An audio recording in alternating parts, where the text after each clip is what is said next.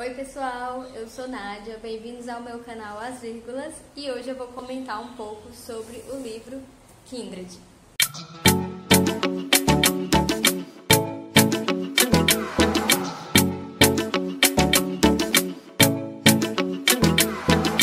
Kindred é o quarto livro da escritora estadunidense Octavia E. Butler, que é considerada a dama da ficção científica. Ela é uma mulher negra e nesse livro ela vai fazer essa mistura de ficção científica com questões raciais. O livro foi publicado no Brasil pela primeira vez em 2017 pela editora Morro Branco e aí tem assim, já foi um boom na época, ficou super hypado e tem milhares de resenhas no YouTube. Mas eu só li esse ano, mesmo esse livro já tendo sido bastante comentado assim, em vídeos, em resenhas, no Instagram, eu quis trazer esse livro para o meu canal porque ele foi uma leitura muito importante para mim. Foi uma das melhores leituras que eu tive em 2020 e eu quis deixar esse registro. E também, talvez, você que esteja me assistindo nunca tenha ouvido falar desse livro e eu quero muito recomendá-lo para todo mundo. Se você que está me assistindo não é uma pessoa negra, imagine-se sendo uma pessoa negra. Imagine que você é transportado para uma época em que a escravidão não era proibida. E se você é uma pessoa negra que está me assistindo, imagine essa situação acontecendo. Eu acho que o primeiro sentimento que vem é desespero. E para mim, essa reflexão, a partir do deslocamento do tempo, a partir de se colocar no passado para entender o presente, é uma das coisas que a Octavia quis fazer com esse livro. A palavra kindred, ela remete a uma ideia de parentesco, de família, por isso que o subtítulo, inclusive, é Laços de Sangue. Por que que isso acontece? Bem, porque a história se centra na personagem chamada Dana, que é uma mulher negra vivendo nos anos 70. Ela é escritora, ela está inclusive escrevendo um livro.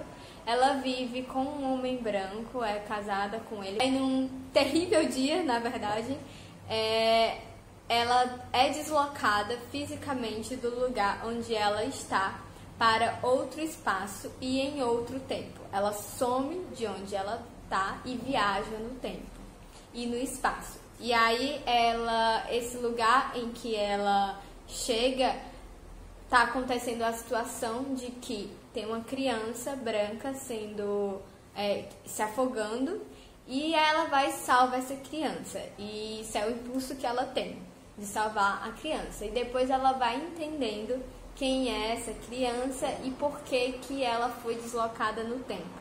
Qual é a situação? Esse menino que ela salvou se chama Rufus e ela vai entendendo que ele é um antepassado dela. E ela foi deslocada no tempo a chamado do Rufus, mas não intencionalmente. O fato da vida dele estar em perigo é o motivo pelo qual ela viaja no tempo.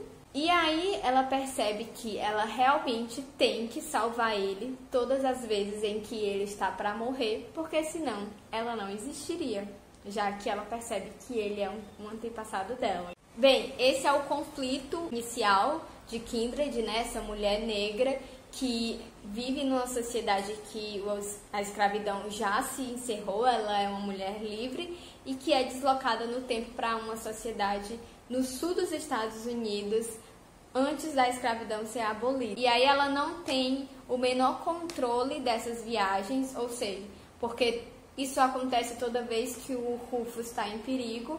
Então, a única pessoa que poderia controlar essa viagem dela seria o Rufus, mas ele é uma pessoa que gosta muito de estar em perigo.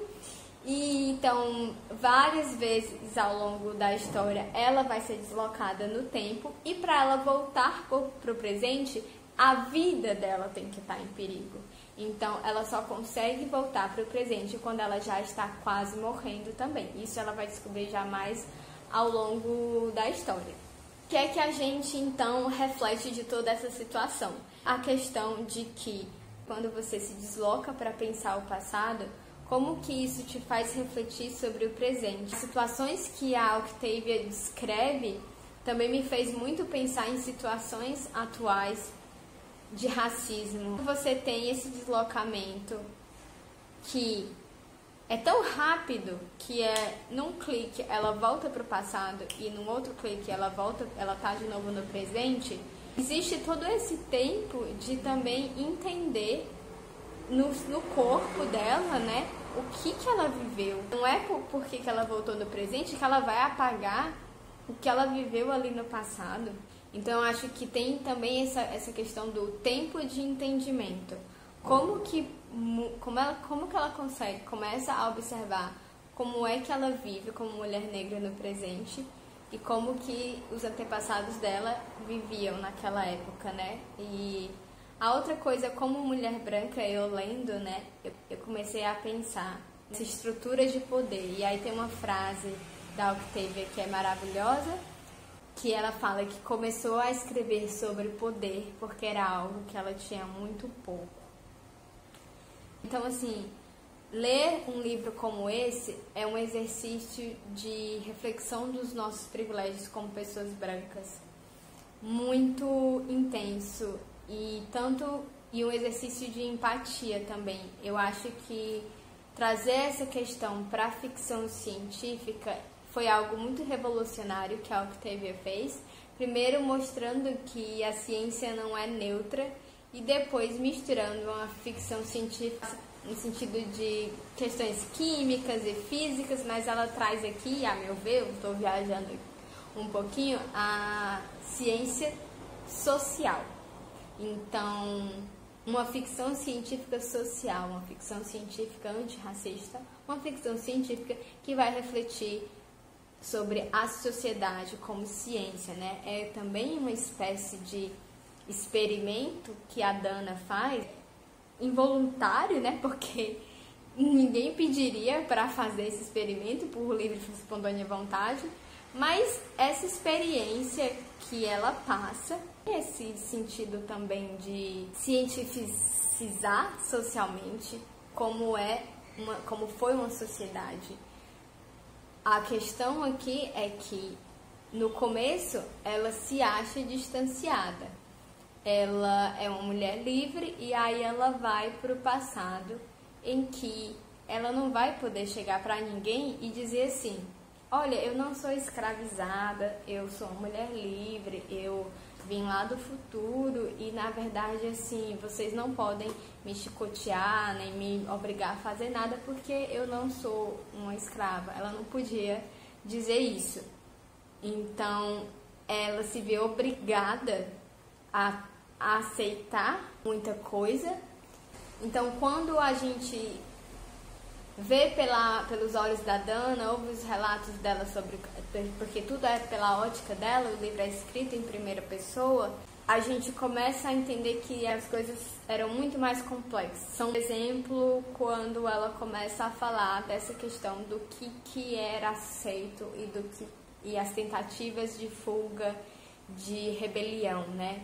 Porque quando a gente pensa nos séculos e séculos de escravidão, primeiro tem uma coisa que é uma falácia, uma mentira que talvez hoje esteja mudando, mas que pelo menos na minha época, durante muito tempo, não se falou muito ou não se falou tanto, era da falta de rebelião dos escravizados, né?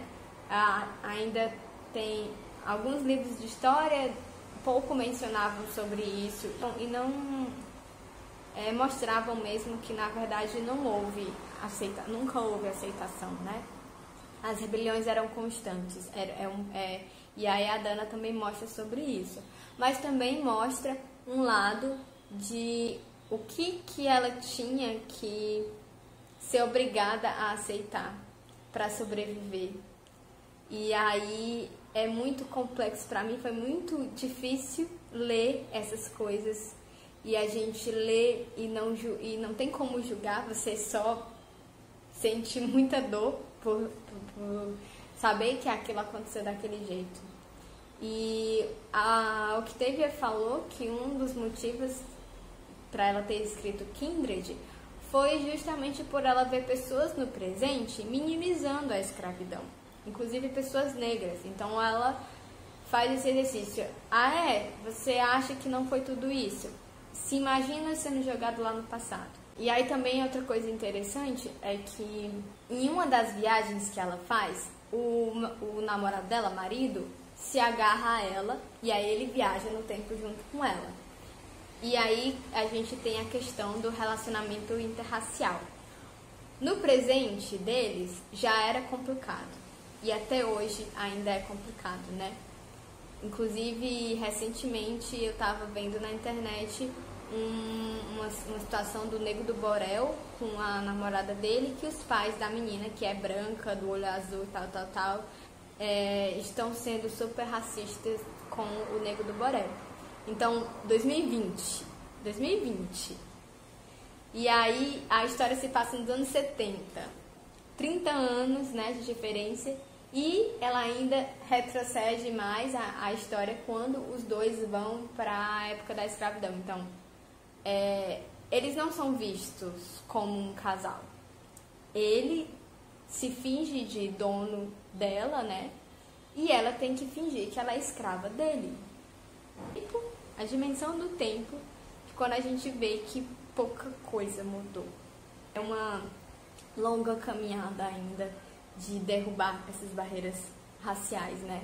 E aí, quando ela volta com o marido dela, tem a situação dele fingir que ele é dono dela e ela fingir que ela é escrava dele. Eles dormem juntos e começa a ficar estranho, né? Como que eu vou fingir? Como que a gente vai fingir que a gente tem essa relação de senhor de escravos e escravizada, quando na verdade não é, gente? Não é isso. E aí também já é outra camada de reflexão, né? Sobre relações interraciais, que no caso deles, como eles vinham do futuro, se conheceram, se relacionaram ambos por livre e espontânea vontade, mas ela começa a comparar e a ver que naquela época essa situação não era desse jeito. O que acontecia, o que a gente sabe que acontecia, era estupro. E aí ela fala muito claramente sobre isso.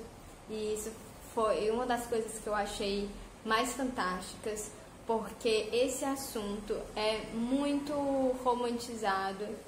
A ideia de democracia racial, a ideia de que, por exemplo, aqui no Brasil a gente teve uma miscigenação em que pessoas negras e pessoas brancas se relacionaram por livre e espontânea vontade e aí a nossa raça é misturada. Isso não é verdade. Não existe essa romantização de que aconteceram relacionamentos entre pessoas escravizadas e senhores de escravo. E aí é isso que ela vai começar a ver. E o que é mais doloroso é que quando ela percebe que, quando ela se dá conta de que, bom, se eu sou uma mulher negra e o Rufus é o meu antepassado e ele é um homem branco, para ele ter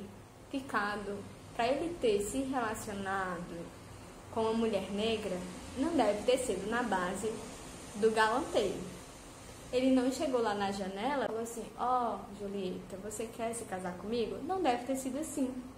E aí quando ela percebe que a relação que o Rufus tem com a Alice, né? Alice, que fala em inglês, era uma situação de um homem branco, um homem branco escravagista que estava querendo aquela mulher como posse, como objeto, desumanizada, e que a Dana só existe no futuro por causa dessa relação. A Dana percebe que ela vai ter que salvar o Rufus todas as vezes, em todas as confusões que ele se meter, e ele é um confuseiro, não presta pra nada, porque ela precisa sobreviver no futuro, ela precisa existir, então para ela existir ela tem que salvar ele. E aí ela começa a ser vista pelos outros escravizados como uma passadora de pano para branco, assim, né? Você fica todo tempo adulando em Rufus para poder se safar. você é mais branca do que negra. E aí tem a questão também de que ela fala diferente deles, que ela sabe ler, que ela sabe escrever. E naquela época não sabia, né? Os escravos eram proibidos. E aí todas essas coisas, e aí ela fica nesse limbo em que ela nem é totalmente aceita pelos outros escravizados da fazenda, e ela também não vai ser aceita pelas pessoas brancas. Obviamente, eles não vão chegar assim, ai, porque você sabe ler e escrever, vem aqui, vamos aqui viver harmoniosamente. Não vai acontecer isso. E aí, com essa situação de que ela tem que ficar salvando esse menino toda vez, e aí ela vai... a questão do tempo também é importante de comentar, mas espero que vocês leiam, vocês vão ver isso, que quando no passado passa um mês, no presente dela passou tipo 1 segundo. Então, ela vive coisas horrendas durante meses, até ela estar perto até ter alguma situação de que quase morte dela, para ela poder voltar para o presente. E aí, nisso, ela acompanha a vida do Rufus durante muito tempo. Ela conhece ele criança e chega a conviver com ele até ele adulto. Porque quando ela volta para o presente, tipo assim, passou um dia, aí um dia no presente são anos no passado. Aí vai e se mexe outra confusão de novo e aí ela volta. E aí ela se vê tendo que defendê-lo, tanto fisicamente, como ela começa a defendê-lo emocionalmente também. E aí se cria, pra mim, na minha interpretação, uma relação bem abusiva entre eles, porque ele começa a manipulá-la. Ele sabe que ele sabe que ele precisa sobreviver e que ela precisa fazer tudo para ele sobreviver, para que ela exista, e aí ele começa a usar isso, obviamente. E aí no começo, ela, sei lá, inocente, ou então querendo acreditar, ela quis acreditar que ela podia convencê-lo ou educá-lo a não ser o que ele estava, sei lá, sendo ensinado a ser, que era um escravagista. Ela achava que, eu posso mostrar que isso é errado, e aí ela pensava, até dado momento do livro, ela pensa que ela não quer acreditar que ele é aquilo que ela está vendo que ele é, porque aquilo que ele foi ensinado a ser, né, pelo pai, pela toda a sociedade. E aí ela começa a criar uma empatia com ele que vai me dando raiva. E vai dando raiva. Porque primeiro que ela chama ele de Ruf, ele tá lá batendo na menina, querendo estuprar a menina, e ela, Ruf, não faça isso, e eu ficando com raiva. E eu fiquei assim, meu Deus do céu, tudo bem, eu entendo que ela tem que sobreviver e que ela tem que fazer ele ficar vivo, mas precisa chamar ele de Ruf o tempo todo? Não precisava. E ela demora muito tempo para perceber que esse amor que ela acha que existe entre eles, essa amizade, não existe. Ele é um homem branco, ela é uma mulher negra na época da escravidão. Enfim. Voltando um pouco só para essa questão do estupro, né? Quando ela percebe que a relação que ele tem com a Alice é uma relação de estupro e que ela precisa praticamente permitir isso acontecer. E vai ficando pior o quanto que ela se envolve nisso, enquanto que ela começa a decidir. Em várias situações ela fica nessa crise existencial de decidir de que lado eu estou, Será que eu estou do lado da minha raça? Será que eu tenho que fazer esse menino estuprar a minha antepassada para eu poder existir? Isso foi muito pesado. Interessante que ela fala assim: comecei a perceber por que Kevin e eu nos adaptávamos tão facilmente a esta época. Não estávamos dentro, de fato. Éramos observadores assistindo a um show. Estávamos assistindo a história acontecer ao nosso redor e éramos atores. Enquanto esperávamos para ir para casa, divertíamos as pessoas ao nosso redor, fingindo ser como elas. Mas éramos atores ruins. Nunca entrávamos no personagem. Nunca esquecíamos que estávamos interpretando. E isso é algo que é no começo do livro, que ela pensa que ela está nesse lugar, né? De que ela está só observando. A partir do momento em que ela vê que não interessa se as pessoas... a partir do momento que ela vê que não interessa se ela vem do futuro para aquele momento ali, na hora que alguém quiser bater nela, vai bater. Na hora que alguém quiser matar ela, vai matar. E não vai acontecer nada. Ninguém vai impedir isso de acontecer. E aí que ela vê que ela não tá mais só de fora observando. E é muito interessante como que você vai acompanhando essa personagem também como se estivesse de fora observando. E a Octavia vai te trazendo mais pra dentro da história, mais pra dentro. Tanto que as últimas 100 páginas do livro eu li em poucas horas. Sério, assim, eu engoli o livro. Esse diálogo em que ele fala assim: não vou dizer que entendo como você se sente em relação a isso, porque talvez seja algo que eu não possa entender. Mas como você disse, sabe o que vai acontecer. Já aconteceu. Estamos no meio da história. Certamente não podemos mudá-la. Se alguma coisa der errado, talvez possamos usar tudo isso que sabemos para sobreviver. Talvez, respirei fundo e soltei o ar lentamente, mas não consigo fechar os olhos. Para ele, talvez fosse fácil. E aí, quando me doeu assim, sabe? Que eu fiquei pensando, para mim, seria fácil fechar os olhos. Assim como para muitas pessoas hoje, brancas, é fácil fechar os olhos pro racismo. Mas para quem tá vivendo isso, ela não tem como fechar os olhos. Quando ela se toca, depois de que não há nada que ela possa fazer que ela não vá acabar chicoteada ou morta. Bem, tem muita coisa para discutir desse livro. Esse vídeo já ficou bem longo, mas acho que eu consegui trazer alguns pontos que eu achei bem interessante. A questão que mais me deu raiva foi realmente como que ela demora a enxergar que o Rufus, ele vai em algum momento ser violento com ela, como que ela demora a enxergar que ele tá manipulando ela, assim. Mas eu acho que isso foi bem intencional mesmo, não acho que foi um erro, né, pra mim. Só que realmente dá raiva ver isso acontecendo, né. Sim, gostei do livro realmente do início ao fim. Eu vi uma crítica, entre aspas, negativa, da pessoa dizendo que tem ficção no começo, mas depois não vira mais ficção científica. E eu fiquei, dane-se, qual é o problema disso?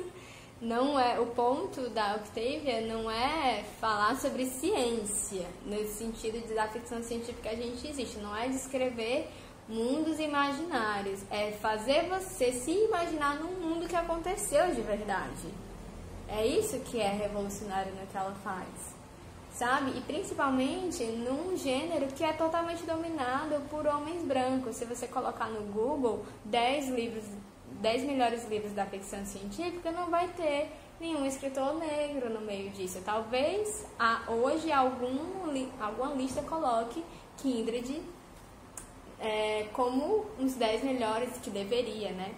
Porque realmente o livro é muito bom, não é em tudo que ele se propõe. E eu espero que vocês tenham gostado. Se vocês já leram esse livro, comentem aqui. Se vocês forem ler depois, também me escreve lá no Instagram o que tá achando. Eu espero que eu tenha despertado em vocês a vontade de ler esse livro, porque ele é muito necessário mesmo. Se você gostou do vídeo, não esquece de deixar o seu like, por favor, de se inscrever no canal, de compartilhar para outras pessoas que tenham lido, que queiram ler, e ativar o sininho das notificações para não perder nenhum vídeo que eu postar. É isso, até o próximo vídeo.